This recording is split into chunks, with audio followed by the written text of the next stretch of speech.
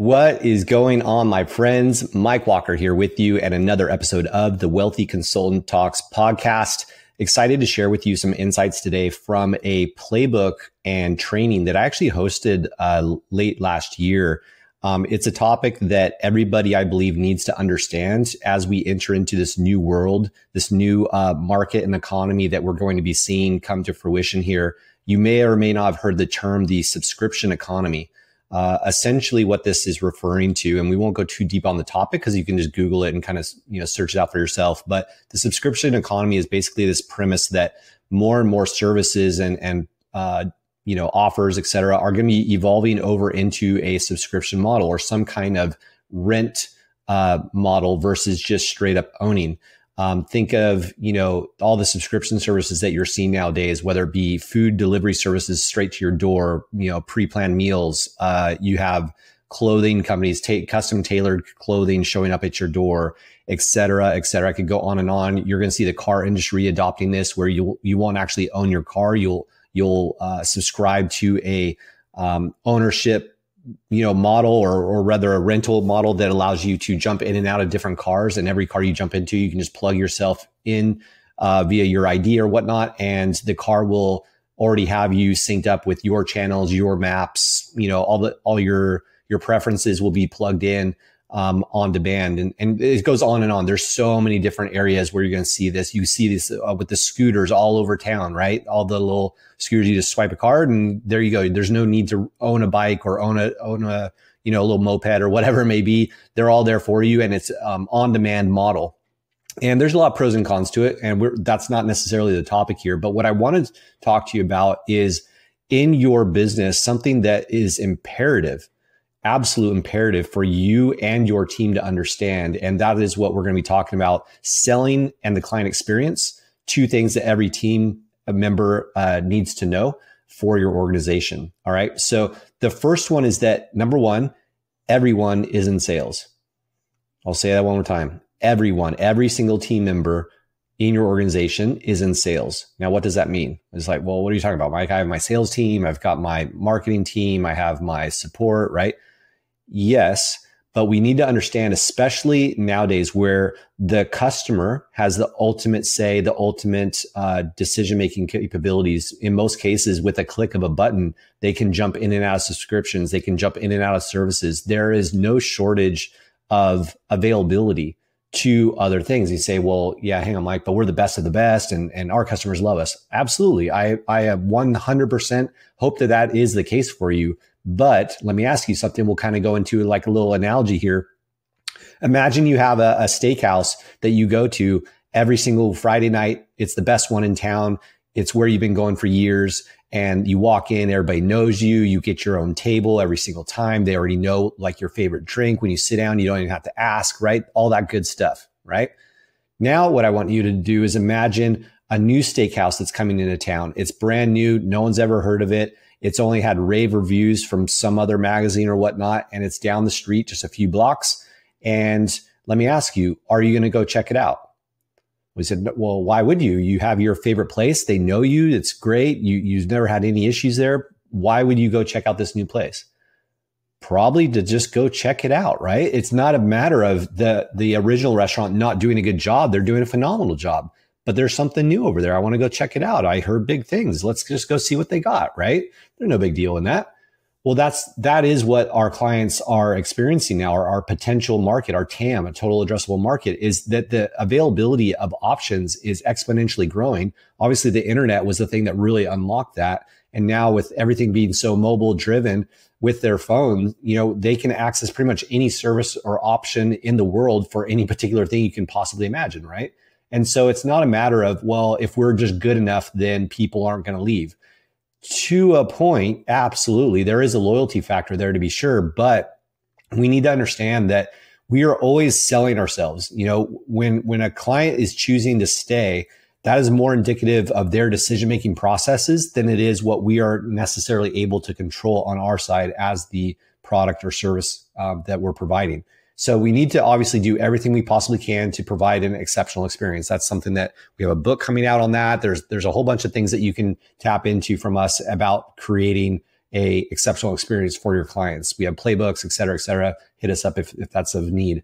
But more importantly here, it's the concept that everybody on the team in your organization needs to understand that they are in sales. If they are a support team member, if they're a virtual assistant, whatever it is, if they are interacting with that client, they are selling the business and they are selling the retention of that client. Because at every single interaction that a customer has with us, they are having to make that decision. Am I happy? Am I getting exactly what I need? Do I see myself here over the next 30, 60, 90 days, whatever it may be?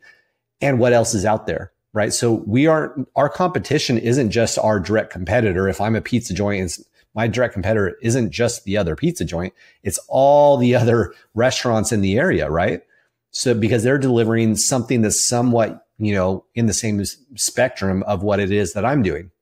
So we just need to be very aware that our competition isn't only direct competition and that everyone on our organization is in sales. If they're interacting with the client on any level, whether it be through marketing, tech, and social media, or literally phone, voice to voice, or even in person, they are in sales too. So take some time with your team to make sure they understand that they represent the business in that capacity, and that their ability to create that exceptional experience for the client is absolutely correlated to the business bottom line revenue.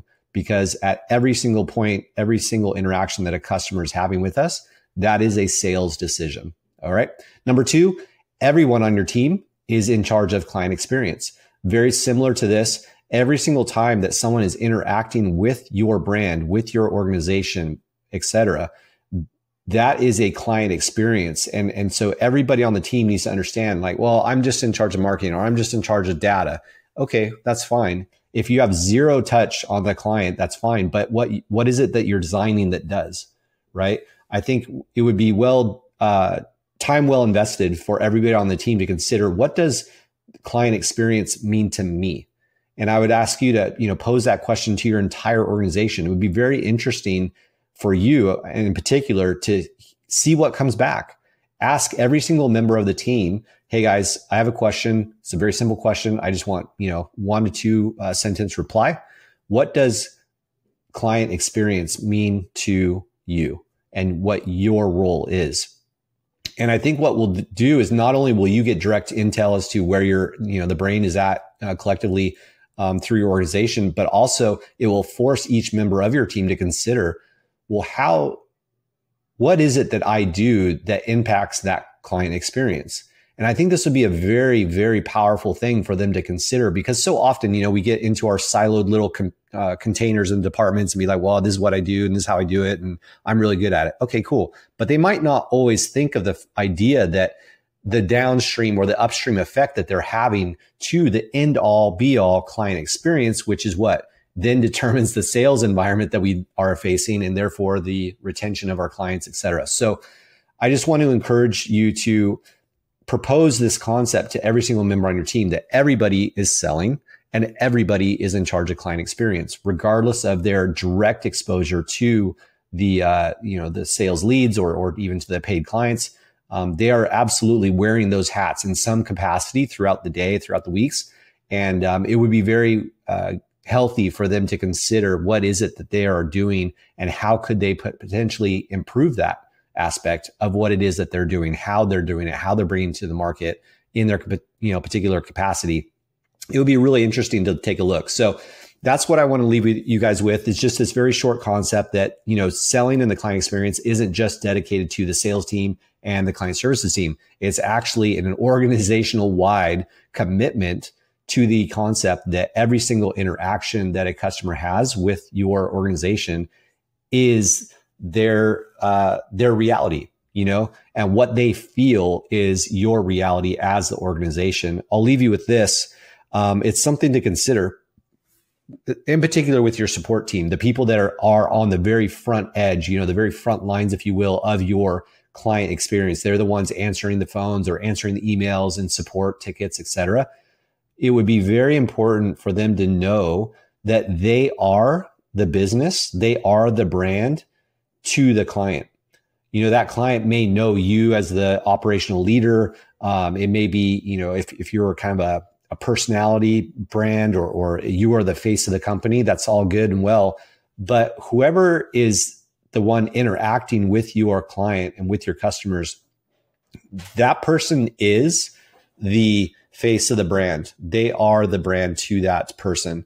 So it's really, really critical to understand those people have a direct face to the company. They are the ones that have the most impact with your customers and that relationship. And so again, speaking back to the client experience, every single person is going to need to take on that awareness that they are the brand. They are, to that particular person they are interacting with, they are the company. And so there's a sense of entitlement. There's a sense of ownership and responsibility that comes with that.